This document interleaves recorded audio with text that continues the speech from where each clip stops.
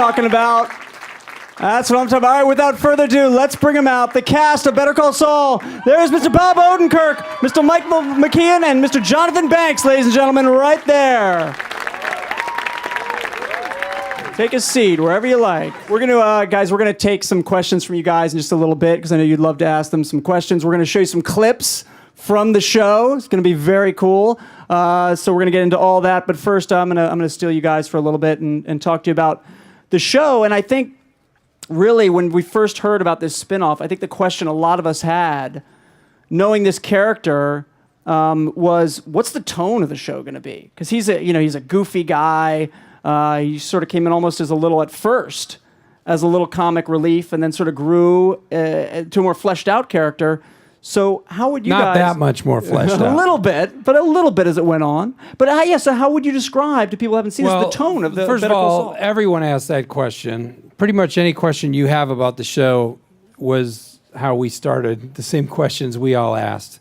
But Vince and Peter, who created the show, Vince Gilligan and Peter Gould, talked to me about they would maybe make a half-hour comedy, And because the show is owned by Sony, they were like, maybe it won't even live on AMC. Maybe it'll be something that belongs somewhere else. But then as they developed the story and brainstormed, it became a show that belongs exactly where it belongs on AMC, and that is a drama at its core, but has has a comic tone.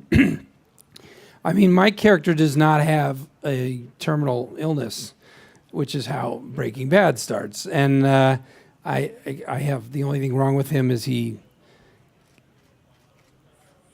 doesn't know what he should be doing with himself, and he's some might say the law is a terminal illness. Yeah. To be a lawyer is he has that, whatever that disease is, but it's just lighter overall because there's not that darkness at the core, but then it's very dramatic, and Vince and Peter have a certain area they work in, and Vince is obviously very interested in transformation of a human being, a person becoming fundamentally different from what they are when you meet them, and how challenging that is for someone to do that.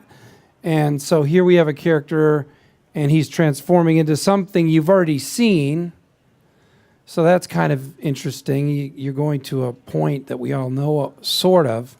And well, that's interesting. I mean, I don't know if I answered your question, but it is a lighter show than Breaking Bad. You sort of canceled the question. But eventually I will bring you your darkness. It's true, actually. Well, how is? I mean, you're not even playing Saul Goodman here. You're playing Jimmy McGill. You're playing Saul Goodman was James McGill. Right. He told Walter White that the first time he met him. But how is he different? How is he? We're seeing him at an earlier stage. We know. Yeah, I know. But really, everybody in their lives presents themselves to the people at their work. Wherever they're going, they present a version of themselves. And this guy is just... Have you ever seen Kiss? Oh, yeah. That's not who they really are. They weren't born that way with the makeup and the fire coming One is out? not a cat from the planet Mars. But maybe they should have been. No. Remember when they cleaned up for about 3 years? And everyone said, what the hell? You turned 45 and you stopped wearing makeup? Okay. Very affectionate about it. So, it's a persona, Saul Goodman. The Office is a facade. It's a bit of a show he's putting on to attract a certain clientele. But even in that, it's not who he really is. And it's true of I think, many people that they're a different person in their private life and with their family. And Michael plays my brother, so there's family relationship going on here, than they are to the public. So you just saw the slightest veneer of who this guy is in Saul Goodman. A lot of people really want to see, it'd be really fun to see once they heard that Jonathan was going to come back playing Mike. Well, we're going to see how these guys first got connected, how they first met up and formed this dysfunctional relationship. We are going to see that in the show. And in fact, we are going to see that right now. We're going to take a clip of that. And why do you think it's dysfunctional? Oh, I think it's perfect. He hates that word. Yeah. Let's look at this clip and see if you think it's dysfunctional. Check it out. Albuquerque, Yeah. New Mexico. Look at that sky. Wait a second. Beautiful sky. Let's hear it for the Suzuki Esteem. Yeah, sweet ride, man. Nice ride. Some killer wheels Wheels. you're rocking there. So much fun to drive. Bobby almost. I can't believe we still. What do we have? Three?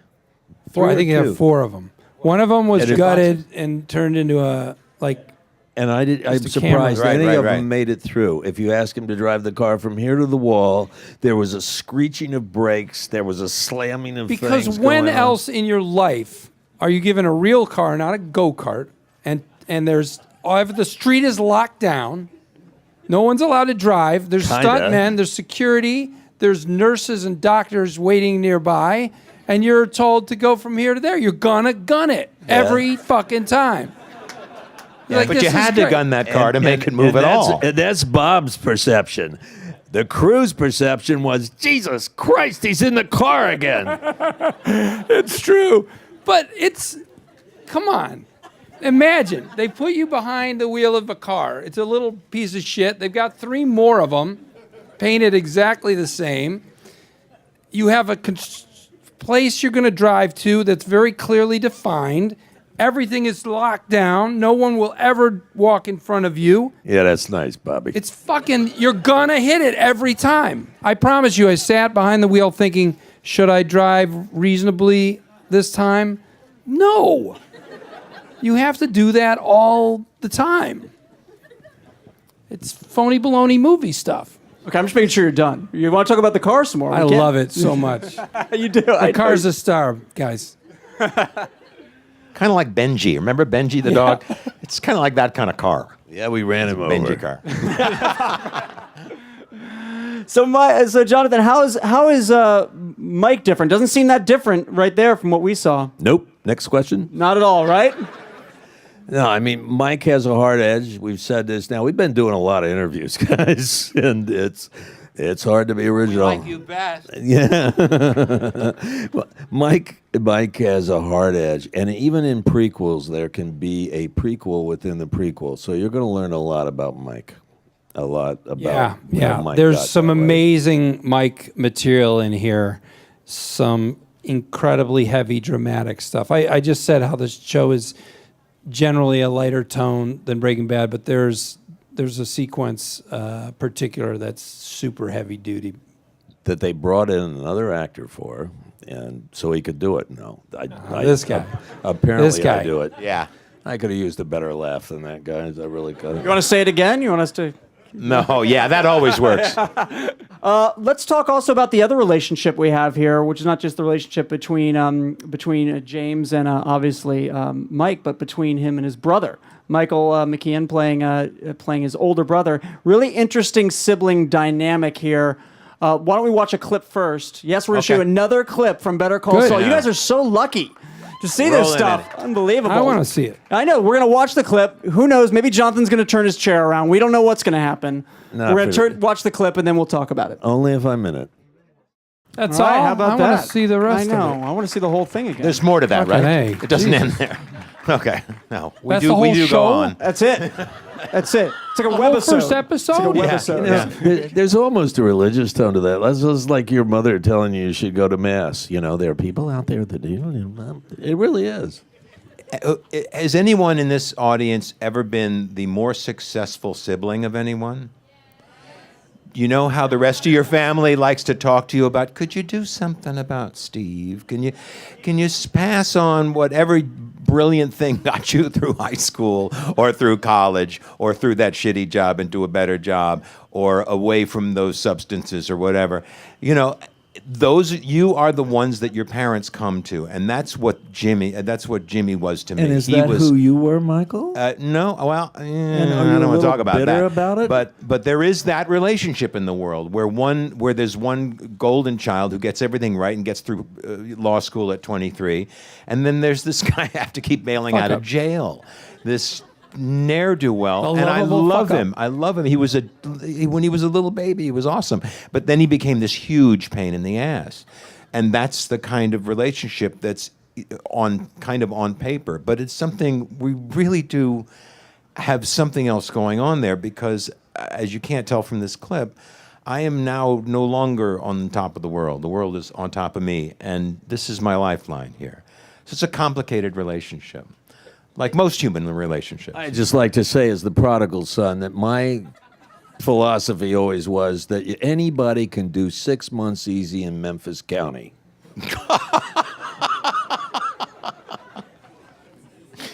My mother has that embroidered on the living room wall. But it is some cool relationship scenes between you guys. I think you just hit it right on the head, Michael, where you see these scenes, and now it's a total role reversal, at least we're going to perhaps see, in terms of now you being a guy that's always had it together, and now he's got to sort of take care of you a little bit. You know what? There are no total role reversals, but this one is handled by many brilliant writers, but Peter and Vince. So everybody knows. Better start mentioning Tom Schnoz. Oh, we betcha. are going to Yeah. be in big trouble. We're insanely lucky as far as writing. The directors have all been phenomenal. Arthur Albert, our cinematographer, ridiculous. I mean, this is top drawer stuff. Very proud. A lot of Breaking Bad people working on this show. Crew, across the board, all the production people, and a lot of the writers, most of the writers. Yeah, and how much, as you have a lot of the Breaking Bad crew, obviously you're still in Albuquerque and you have some of the same characters, how much do you guys talk about, all right, we want to use these same locations maybe that people have seen before, we want to completely stay away from that stuff, or maybe an Easter egg here or there? We don't talk about it at all because it's all written in the script, but they clearly do talk about it. In one of the promos, you see a diner that appeared in Breaking Bad that I use as somewhat of an office. There's people who haven't seen Breaking Bad can enjoy this show and they won't be missing anything crucial to understand the story. But if you've seen Breaking Bad, it's just going to be filled with little touches, references, reminiscent places to Breaking Bad without ever being a wink. I mean, they don't ever do it as like, we got to get another Breaking Bad reference. And it's been 2 minutes on screen. But it's just everywhere. It just is. I mean, these guys write tight stories and they tighten them down as they rewrite them. And they fit those things in and find those connections. And so that story is just going to be, for people who've watched Breaking Bad, our little story, a kind of a side story, is going to be a richer story for it. It sounds like such a slam dunk role for you in the sense of, okay, we're going to break your character out off of what many people consider the best drama ever. You get to have this whole role. It's, your character. But it wasn't a slam dunk for you, was it? Because you've got family. Making the choice to do the job was, there's the intimidation of we're coming off maybe one of the best shows ever. And do you really want to try to extend any aspect of that and risk, I guess, bothering people's love for the original? I mean, I think they've made something so original here that you very quickly stop thinking about why or how it is similar or dissimilar. You just start to accept this for its own values and choices and merits. They hit the ground running with this show, Vince and Peter. And by doing that, I really believe, and you guys, I guess, will read or hear some feedback over time, but I think it throws you off. Have you seen episodes? You've seen three, right? First three. I mean, I think it really kind of disengages your ability to compare. You just stop. You got too much to pay attention to. It's like, if I'm going to enjoy this, I better just start watching it instead of asking myself, wait, is this like Breaking Bad or that less like Breaking Bad? Am I enjoying this? Yeah. That's what I keep asking myself. Honestly, and I've no idea. I really think it's disarming what they've written, which is a show with integrity and a complexity. But it's another story. Again, we lionize our writers, and the writers are so good. It's certainly not a. And I stand way on the outside in the beginning of this, and I watch what Bob's doing. I watch what Michael and Ray and Patrick and Michael Mondo are doing. But Bobby had a load, but it is an entirely. It's a different rhythm. It's a different story by really great writers, and I am a cheerleader, but you're in for a treat. You're in for a real treat. Well, anyways, I agree, and but I did have a hard time making the choice because when they did settle on Albuquerque, when they first started talking about it, they talked about maybe it'll be a half-hour sitcom kind of jokey thing, and shot in L.A. and he's got a different case every week, and could have been anything almost. At least that's how they present it to me. I think Vince is always thinking on a deeper level and kind of pretending like. I think there's a little bit of a... Reel you in? Yeah, it's a little bit of a, I don't know what I'm doing, man. I don't work hard. I don't know how to write. How do you spell words? Come on. It's a little bit like what you're doing, and he did have an idea for this show. He had a it wasn't just, let's just do something with Saul Goodman. He had the question of, how does somebody become that guy? Yeah. Who is the person behind the facade? That was what he had a hold of, and that kind of nagged at him. So anyways, I did have an issue with actually leaving my family. My family was great about it. I talked to my kids, and they both made me feel good about making the choice to go, and they handled it really well. So that was the biggest issue for me, was having to leave the family. But once fucking teenagers, they couldn't wait to get me out of the house. They were calling Vince behind my back. Mr. Gilligan, this is Nathan Odenkirk. Please write that show for my dad. It has to be set in Albuquerque. There's no way you could... Hour long, please. And my family, my wife said, you either get your sorry ass out of this house and take that job, or I'm going to cut you from chin to navel. So once we got past that, we got down there and got to work.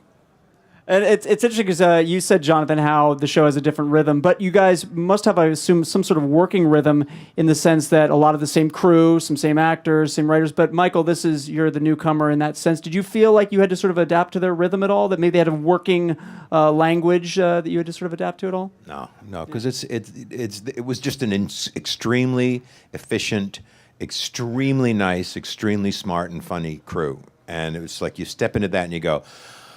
It's like a warm bath, and I've been doing this a long time. I mean, when you ask that question, I just want to point out that we had extra time for the first episode. That's right. And so we used that time to get acclimated and to rehearse. On yeah. sets and stuff. Which is a huge luxury, and it was a fabulous experience. Is there a time where you guys it could be this show or any other show, maybe sometimes there's a time when a show's clicking. It might not be right at the first point. It could be episode 6 or 8 of a show. It could be way later when you see it. Was there ever a point you guys can think of where you said, you know what, this is really working? Like I saw it on the page and I thought it'd be great, but now that I see it coming together. What you're talking about is something I did feel on Fargo, where we were really unsure of it, and then somewhere about 4 weeks in, you could feel everyone getting a little giddy about, this is really great fun and feels good. This show is so different from episode to episode. I think we all could respect and feel the integrity of the writing and the depth of the writing, and that was, but even I haven't taken this show in yet. There's more going on here, and what feels good to me is that some of the producers who've seen all the episodes are giddy, which is a great sign, because these are not giddy people, I promise you. And they also have said that every episode is a different vibe from the previous one. But I don't think it feels like a kitchen sink. It feels like a story that jumps through this prism of different, it's a little funnier, a little sadder, dark, just different. It's a great story, and Bobby underestimates himself. He had a workload like I have never seen any actor in film carry ever before. Saul's a mouthy character. Jimmy's a mouthy character. And so when you write to that character, you write vast monologues, one after another. And he's talking the whole time. Now, for me, I'm standing there, I'm thinking the ghosts are still out there, and ghosts that I love. You know, is Brian going to walk around the corner on the soundstage, Aaron and Anna and Dean and Betsy and RJ and Giancarlo Esposito? And for me, it was around the third show that I was watching what was going on, and I thought, oh, this is good. This is pretty good. And then, you know, you're involved in something. You're not so quick to say something is good. But we saw the premiere, and I looked, and Bobby was sitting in front of me, and I thought, oh, my God, this is really good. So, Mr. Here. Odenkirk. Well, we'll see. Let's let you guys I judge. did see. I saw, and you're gonna like it. Listen. I want to say. I want to say in regards to this. You can tell we're excited about our show, and I'm so thankful at the positive response I've heard from people who've seen it, and that's great. Yeah, but people have been very upbeat and willing to consider this. The possibility that we made something worthwhile here, and I really appreciate it. And I think that I promise you that Vince Gilligan and Peter Gould made this with utter honesty and their best effort. I think we have a few questions now. All right, Bob, you've worked in TV for a while now, and now that like the whole 2 medium of it, years. well, haven't you written for like SNL and a bunch of shows Yeah, back then? yes. Well, now that the whole 30 thing's years. a while. Somewhere in between there. But now with the whole like landscape of TV changing with like Netflix, YouTube, and the whole internet thing, is there anything you think can like keep TV relevant, especially with shows like this? I think TV's never been more relevant. I think it's been said for years now, it's a golden age. It really is. These are amazing shows. What was that show you were telling me about, Michael? Oh, The Fall. Does everybody know Fall? The Fall? Yes. Holy shit. Gillian Anderson. We watched the Feels like last I- episode last night, and we're Feels like I we're hear dizzy. about We've an been dizzy amazing all day. show. Yeah. Oh, it's awesome. Yeah. But I mean, the real difference is that there's TV that you can watch all in a swallow. You can do all that binging and catching up thing. But there's also something about when the network says you can see this show now. Because then, as far as this is what I was hearing last time I was with a bunch of suits. And they were saying that's really, it's that water cooler Monday morning thing that you don't really get with the binge watching, you know? So I think it'll stay relevant in that way. Stinginess and cowardice will keep it going. But no, as far as the networks go, they're doing fine with The Biggest Loser. They're doing fine with, The Bachelor. I mean, they don't worry about it. There will always be TV. But there's great stuff happening everywhere. I really think it's as good as it's ever been in my life. Yeah. And there's more sketch shows, too, which makes me happy. Yes. So Bob, did you wish that you were on the last episode of Breaking Bad? Maybe help out Walter White in some way? Wouldn't it have been nice? He needed help. And yet, No, He I did. don't know. He did. I was on the second to last. I hear you. You mean like he's lying on the floor and the camera's going up, and then you see Saul pull up and run in and give him oxygen CPR. mask. Yeah. I don't look at the opportunity that they gave me that way. I'm thankful to be a part of it in any way they had me. I was glad to be in that show, but thanks. Yep. Hi, thanks for being here, guys. My question's for Bob. When Vince presented you with this idea of going on this journey with Saul, did you want to do anything in particular with the character, or did you just want to go along the journey with what Vince had in mind? Is there anything? Yeah, I love the opportunity that Breaking Bad gave me and that this gave me to act and not be in charge. It's it frees you up and you can commit to the part in the moment, and you don't have to think about the choices that were made that got you there, or I feel no responsibility for guiding the story. I only need to play this guy each time, I'm playing the scene and nothing more. I don't have to worry about any other aspect of this show. And it's been great, and it's made me a better actor. So I wanted to keep that up. So I told Peter and Vince, I don't have anything to say, but the one thing I did say was, from my point of view, and you can do whatever you want, I think you should beat the living shit out of this guy, because I think he's really funny and fun to watch when he's in pain or in trouble. And I meant it, and I said it more than once, and then I guess they agreed, because when I was down there getting the shit kicked out of me, I was like, oh yeah, remember when I said that? Right. Okay. All right. Me get back on my knees in the desert. They really took that to heart, which I'm glad they did. It is fun. He is funny, fun to watch when he's in a hot spot. Are you guys using a lot of weird camera angles like in Breaking Bad? Yeah, like on shovels and Bulletproof stuff? cameras. This kid sounds like Much he's from fatter in California, regular though. I mean, you have yet to use the word dude. You sound like one of my kids. Like, hey, man. I knew. That's why I gravitated toward you. They've made very cool choices with the filmmaking, but it's different from Breaking Bad.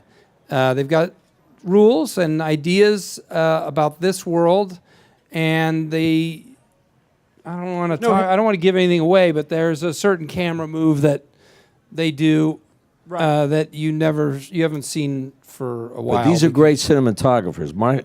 Now, going back to our cousins with Michael Slovis and Breaking Bad, but now Arthur, oh my God, Arthur's so good. You're talking about a great cinematographer. Yeah. Yeah, so there's some interesting choices here, and it's different from Breaking Bad in its shooting style, but they're very conscious choices and Less handheld, Interesting. right? Like, Yes. Yeah. And also they do. I don't know if I can say. They'll find out. They'll find out soon enough. I mean, they'll find out Sunday night. Whatever. I thought he was. They use the zoom lens but they use it very cool. Hi. Sorry about this, Bob, but It's gonna be good. But I'm your son.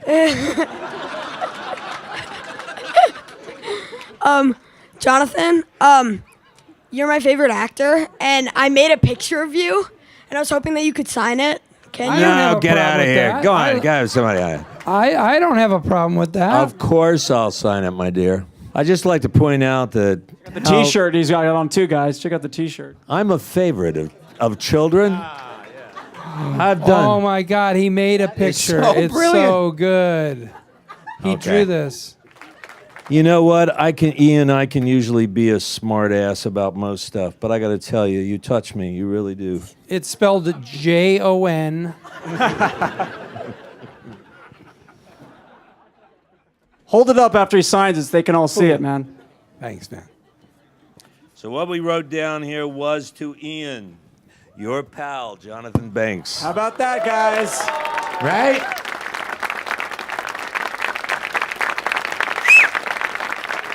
So Ian, I'm your favorite actor. I got to tell you something. You're my favorite kid. Thank you so much. All right. Well, you can't top that, ladies No. and gentlemen. That's a game Thanks ender again, right everybody. there. Thanks so much. Thanks, guys. Thank you, all of you. Take care. Have a good one.